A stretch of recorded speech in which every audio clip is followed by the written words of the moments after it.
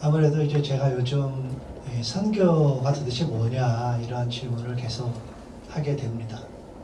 왜냐하면은 GMS라는 단체가 하나님의 나라를 확장시키는 일을 지속하고 있는 단체이고 또 소속한 분들이 하는 일이 그거기 때문에 우리가 좀 선교라는 것에 고민을 많이 하게 됩니다. 그리고 특별히 최근에 가장 큰 방향은 제가 이제 잠시 후에 강의 때도 이야기하겠지만 기독교가 이제 2000년 동안에 있었던 몇 번의 그 큰 패러다임의 시프트가 변화됐었는데 그 패러다임 시프트 변화 가운데 하나인 지금 그 변화를 지금 우리가 겪고 있기 때문에 그런 고민을 더 하게 됩니다. 기존에 2000년 그리고 짧게는 현대 선교 운동이 시작된 지 230여 년이 됐는데 230여 년 만에 좀 기독교가 완전히 새로운 시대로 도래를 했습니다. 기독교가 시작할 때는 1800년도에는 99% 이상이 서구가 기독교를 주도했었고 또 크리스찬이티도 서구밖에 없었고 이제 20세기가 들어서면서부터 1900년도 통계에 가면 이제 서구 기독교 퍼센테이지가 여전히 또 높고 비서구가 약간 있었고 그게 이제 20세기 말에 가면서 이전 세계 기독교 인구가 비서구가 훨씬 많아졌고 오늘날의 통계는 2배 이상이 많아졌고 앞으로는 향후 30년 후에는 서너 배 이상이 많아질 거다 이렇게 예측을 하고 있기 때문에 기독교라고 하면 이제 많이 그런 형편과 상황이 달라졌기 때문에 그렇습니다. 그것은 단순히 뭐 서구가 세계 기독교 시대가 됐다 이것을 말하는 것이 아니라 여러 가지 면에서 우리가 생각하고 고민해야 될 부분이 많다. 왜냐하면 저희 특별히 한국 선교사님들은 그 전환의 시기에 있었거든요. 전환의 시기라는 것은 어떻게 보면 앞시대의 마지막 부분에 있었기 때문에 보고 듣고 배운 것이 뭐냐면 앞부분만 배우고 있었거든요. 지난 30여 년 동안에 그 모든 선교 사역들이 다 사실은 우리 한국교회의 독특성을 갖고 한 것이 아니라 그냥 서구가 한 것을 답습했다. 이것이 정확한 표현입니다. 그래서 우리가 알고 이해하고 배운 것은 다 사실은 서구죠. 그 도구를 가지고 선교를 해왔는데 문제는 지금 상황이 바뀌어졌다는 거죠. 복음을 전하는 미션 폴스, 선교국이 선교지, 미션 필드로만 향하는 일방적인 방향이 이제는 양방향 혹은 다방향 이렇게 바뀌었거든요. 그렇기 때문에 우리가 많이 깨어 있어야 되고 또 우리가 정말 많은 성찰을 해야 된다 하는 것이에요.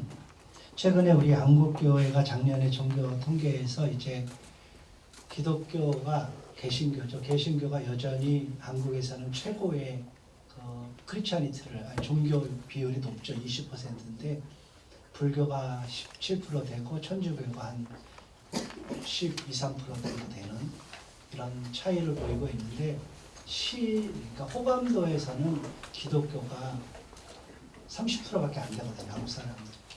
그리고 한국의 종교인의 특징이 뭐냐면 지금은 무종교인이 급속도로 늘어나고 있거든요. 한국 사람은 멀리 글로벌을 볼 게 아니라 대한민국 사람들이 대한민국 교회를 바라볼 때 별로 그렇게 신뢰하지 않아요. 여러분 잘 국내에서 사역하니까 잘 아시겠지만 교회를 그냥 이그노를 하거나 아니면 손가락질하거나 지적질하죠. 왜냐하면 뭘 보고 그러냐면 많은 이유가 있는데 그 중에 하나가 기독교는 이기적이다 하는 거예요. 그러니까 자기들밖에 모르는 거죠. 그러니까 기독교가 이기적이다 하는 것이 맞다면 그것이 맞다면 이것은 기독교가 본질을 잃어버린 거거든요. 왜냐하면 기독교는 철저하게 타자성 있는 종교거든요. 기독교는 철저하게 이타적인 종교거든요. 그런데 기독교가 이기적이다 이런 말을 듣는 것은 기독교가 기독교 본질을 다 놓치고 있다. 이것이 이제 우리가 자성해 볼 말이죠. 선교사도 마찬가지죠. 서구 선교가 일방 통행을 했기 때문에 일방적으로 피선교지를 무시하고 그 사람들한테 일방적으로 대했던 우리의 태도, 자세들이 엄청나게 많은 문제들을 일으켰는데, 문제는 우리도 똑같은 방법으로 똑같은 자세로 똑같은 태도로 하는 것은 굉장히 큰 문제라는 거죠. 그래서 최근에 제가 많이 묵상하는 말이 오늘 대계명이라는 말입니다. 마태복음 22장에 나오는 여러분 잘 아는 말씀이죠. 대위임령 우리가 너무 잘 알아요. 선교사들이 늘 그거밖에 모르죠. 정확하게는. 그러므로 너희는 가서 모든 민족으로 제자를 삼아 아버지와 아들과 성령의 이름으로 세례를 베풀고 내가 너에게 분부한 모든 것을 가르쳐 지키게 하라. 요 말에 붙잡혀서 이것을 위해서만 평생 헌신해 가는, 그러면서 예수님이 그만큼 중요하게 여겼던 대계명을 놓치고 있었죠. 대계명의 말씀에 오늘 우리 대신해서 읽었지만 한마디로 표현하면 하나님을 사랑하고 이웃을 사랑하는 거예요. 그러니까 이것은 대위임령과 대계명이 분리되어 있는 것이 아니고 사실 이렇게 붙어 있는 거예요. 우리에게 사명을 주면서 우리에게 어떠한 자세, 어떤 태도로 나가야 되는지를 알려줬는데 우리는 뒤에는 이렇게 뺐죠. 동전의 양면과 같은 건데 뒤에는 지웠어요. 중요한 것은 사명을 이루면 된다. 무슨 수단과 방법을 통해서도 사역을 하면 된다. 뭐 이런 거죠. 사기를 쳐도 폭력을 행사해도 일만 이루면 된다라는 희상한 세상적인 방법이 지금 우리 기독교 안에도 팽배해 있죠. 이것이 이제 우리의 가장 큰 약점이라고 볼 수가 있어요. 예수님이 오늘 본문 말씀에 사실 율법사들이 물은 거죠. 어느 계명이 큽니까? 이렇게 물어봤을 때 예수님이 뭐라고 얘기하냐면 내 마음 다하고 목숨 다하고 뜻을 다하여, 이런 표현하죠. 그러니까 모든 것을 지정의를 다해서 뭐를 해야 되냐면 주 너희 하나님을 사랑하라. 그것이 첫째 되는 계명. 또 둘째도 이와 같으니, 이와 같다. 이퀄이라는 거죠. 첫째와 둘째는 다른 게 아니다라는 거죠. 둘째 이와 같으니 내 이웃을 사랑하라 했는데 그 앞에 뭐를 이렇게 중요하게 더 강조하냐면 내 몸같이. 너를 사랑하는 것. 사람이 요즘 현대인의 가장 큰 강점이 뭐예요? 자기 사랑이잖아요. 자기애. 다 자기를 위해서 살잖아요. 그런데 예수님은 이미 2000년 전에 뭐를 얘기하냐면 내 자신처럼 내 이웃을 사랑해라. 결국은 선교는, 간단히 말씀드리면 선교는 세상을 향해 나가는 거잖아요. 세상은 우리의 이웃이에요. 세상은 누구예요? 이웃 사람들이에요. 다른 말로 넌 크리스찬들이에요. 우리끼리 사랑해라 이런 말 아니에요. 이 말이. 우리 그리스도니까 우리는 뭐 우리끼리도 사랑 못하고 살지만, 우리끼리도 막 이러고 살지만, 예. 근데 이 말은 우리끼리의 그런 이론이 아니에요. 너희 안에서 잘 그리스도 공동체 안에서 잘 사랑하면 살아라 이런 말 아니라니까요. 그런 메시지. 우리 바깥에 있는 사람들, 그것을 세상이라고 표현했죠. 그것을 내 이웃이라고 표현했죠. 그것은 넌 크리스찬들이에요. 철저하게. 그 사람들을 사랑하는 누구처럼? 우리와 같이, 너와 같이.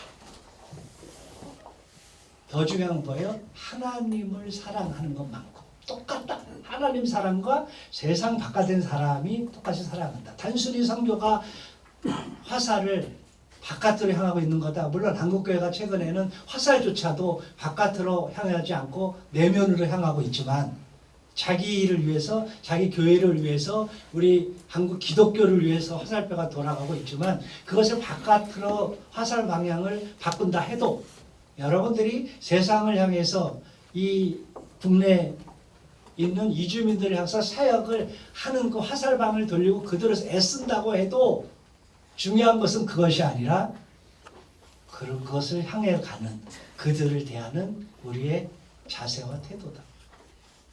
그것을 한마디로 표현하면 사랑하는 거다. 그것을 말하는 거예요. 사랑하는 것과 대위임령, 즉 예수 그리스도가 주신 대사명을 이루는 것은 같이 가는 거다. 그것을 강조하고 있는 거예요. 얼마만큼 그 선교사의 태도와 자세가 중요한가를 말하는 거죠. 사실은 여러분 경험하겠지만 복음을 전달받는 사람들이 우리가 사형리나 아니면 뭐 다리 예화나 가진 어떠한 도구를 가지고 예수님 앞에 돌아온다고 생각하시면 안 돼요. 예수님은 너희가 도구를 잘 활용해서 복음을 잘 이렇게 표현하지 않았어요. 우리가 서로 사랑하고 서로 화목하고 그러면 그 사람들이 우리를 보고 예수 그리스도 제자인 줄 안다. 이것이 진정한 원리거든요. 영향력이거든요. 그러니까 선교를 한다라는 것이 엄청난 테크닉 기술을 요하는 것은 아니에요. 사실은 엄격하게 표현하면 그것은 하나도 도움이 안 돼요. 어쩌면 과거에 제3세계가 지적한 것처럼 선교의 제일 방해자는 선교사다. 이 말에 우리는 뼈 깊이 들어야 돼요. 내가 방해자 될 수 있다 하는 것에 대해서 끊임없이 성찰을 할 수 있어야 된다고 생각을 해요. 지금은 우리가 선교하는 대상의 수준이 많이 높아졌거든요. 동남아도 많이 높아졌어요. 동남아의 젊은이 장난 아니에요. 과거처럼 20년, 30년 전처럼 90년대 뭐 저희가 선교를 할 때처럼 그냥 선교사라는 이유만으로 그들이 따르고 존경하지 않아요. 그리고 그때는 그들이 정말 없었어요. 그러니까 그저 있는 것처럼 보이는 선교사들에 대한 리스펙트가 좀 있었어요. 지금은 우리 없는 줄도 알고 선교사들이 와서 뭐 하는지 다 알잖아요. 그런 면에서 저는 선교는 뭐 거창한 말이나 뭐 대단한 스킬이나 아니면 어떠한 프로젝트나 이걸로 하는 것이 아니라는 거예요. 예수님이 대위임령에서 너희는 가서 모든 민족으로 가서 제자 삼는 것 이렇게 표현하잖아요. 제자 삼아. 그러니까 사람을 상대하는 거거든요. 여러분 사람 상대해 보셨잖아요. 사람을 상대할 때는 인격적으로 상대 안 하면 절대로 그 사람이 들어오지 않습니다. 왜 우리가 돈으로 선교하지 마세요. 뭐 다른 걸로 선교하지 마 이런 말을 하냐면 그렇게 하는 것은 잠시 마치 그런 거죠. 이렇게 모이는 것은 두 가지로 모이는 거잖아요. 하나는 이 모임이 진짜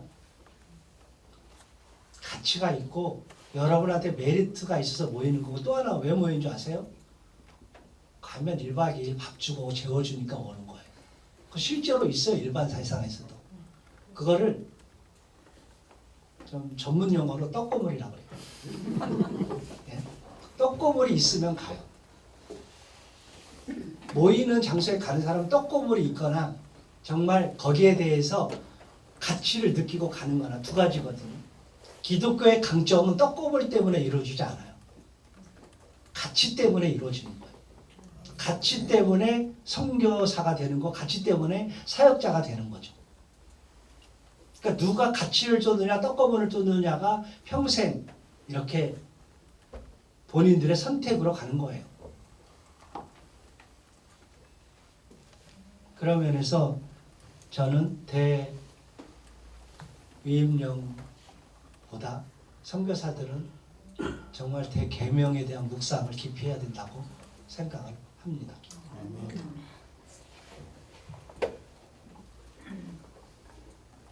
사명을 감당하는 것은 그런 이론이 아니기 때문에 그래요. 선교는 가슴으로부터 시작을 해야 되는 거고 정확히 말하면 예수님은 뭐라고 표현하냐면 그분의 마음으로부터 시작을 해야 된다고 얘기해요. 그래서 예수님을 닮는 삶을 요구를 하는 거죠. 예수님의 마음이 우리를 통해서 이웃에게 전달하는 것. 우리 이주민 사역에 가장 많이 썼던 말이 그거잖아요. 우리의 이웃. 여러분들의 이웃이 우리 옆에 와 있다. 거창한 말 쓰잖아요. 그 이웃에게 뭐를 전달해야 되냐면 마음을 전달해야 되는 거죠. 선교가 과업 중심이 되면서 지구촌에 엄청난 폐해를 만들어놨기 때문에 그래요. 선교가 계속적으로 지금처럼 관계 중심, 본질 중심이 아닌 어떤 과업 중심으로 가는 한 선교라는 명목하에 이루어지는 뭐 열매 있겠지만 그것 때문에 이루어지는 엄청난 많은 폐해를 우리는 같이 가지고 가게 될 거예요. 선교를 한다라는 것, 그것이 뭔가, 선교 사역이라는 게 도대체 뭔가, 이러한 본질적인 질문에 우리가 다가가기를 소망합니다. 최근에 기독교 시대에서 성찰할 때에 무엇을 제일 많이 해요? doing을 고민하지 말고 being을 고민해요. 무엇을 하려고 하는 것에 너무 관심 갖지 말고 내가 누구냐, 어떤 사람이냐에 더 관심을 가져라. 여러분들이 하나님의 일을 하는 게 아니라 하나님이 저와 여러분들을 쓰시는 거잖아요. 그럼 하나님이 저와 여러분들의 기술을 갖고 쓴다고 생각하지 마세요. 저와 여러분들의 보잘것없는 우리 자체를 가지고 쓰는 거거든요. 우리가 빙이 얼마나 소중한가에 대한 교훈이라고 생각을 합니다. 대사명을 위해서 어떠한 수단이나 방법을 강구하는 것은 하나님을 기쁘시게 하는 것이 아닙니다. 진정한 하나님의 제자는 그렇게 생각하지 않기 때문에 그렇습니다. 복음 전파가 한쪽에서 한쪽으로 일방통행하는 그 이상한 방법은 더 이상 사용되어서는 안 됩니다. 이제 또다시 정말 이 이주민 선교가 너무너무 중요하다는 것은 뭐 여러분들도 너무 잘 알고 있는 내용이기 때문에 중요한 것만큼 우리가 잘 해야 됩니다. 이게 잘 아시는 대로 2009년 러잔에서 가장 큰 이슈가 이 이주민 선교였습니다. 대한민국에도 우리 GMS는 2009년 이전부터 이 이주민 선교 사역자들을 선교사로 보냈습니다. 20년 가까이 됩니다. 그걸 성찰하고 그래서 우리가 어떻게 해야 될까? 좀 힘을 모으고 지혜를 모으고 우리 역량들 엮는 것, 이것이 필요할 때라고 생각을 합니다. 이번 선교 심포지움을 통해서 정말 그러한 기대가 저 개인적으로도 있고, 정말 GMS가 전 세계 어디서나 그러한 모든 일의 사역의 주도가 됐고 또 그 중심에 섰고 주인공들이 됐는데, 이번 이주민 선교 분야에서도 사람들이, 우리 주변이 GMS 선교 사역을 이렇게 보면서, GMS 선교 사님들을 보면서 정말 팔로워가 돼야 되겠다 하는 그러한 우리 GMS 국내 한국 이주민 지부가 되기를 주의 이름으로 축원합니다. 무엇보다도 여러분들이 이 자리에서 그러한 우리의 마음을 모으는 일, 그리고 우리의 일보다는 대의, 하나님이 원하시는 것이 무엇일까 하는 일에 더 매진한다면 하나님이 우리가 생각하고 상상하는 것 이상으로 우리 GMS 한국 외국인 지부의 사역을 더 흥왕하게 할 줄을 믿습니다. 기도하겠습니다. 걸어가신 하나님 아버지 감사합니다. 귀한 시간 속에서 우리 이주민 선교 포럼을 할 수 있도록 은총을 주셔서 감사를 드립니다. 우리가 이제 한국 외국인 지부가 세 개로 나누어졌는데, 나누어진 이후에 이렇게 하나로 한 자리에서 또 마음을 모으게 하시니 감사를 드립니다. 리더하는 우리 지부장님들 축복하시고 하나님께서 그들에게 지혜 주셔서 또 우리 모든 직원들에게 응원해 주셔서 정말로 이 시대의 사명이 무엇인가를 다시 한번 성찰하고 아버지께서 기뻐하는 귀한 사역으로 나아가게 하여 주옵소서. 감사하고 예수님의 이름으로 기도합니다.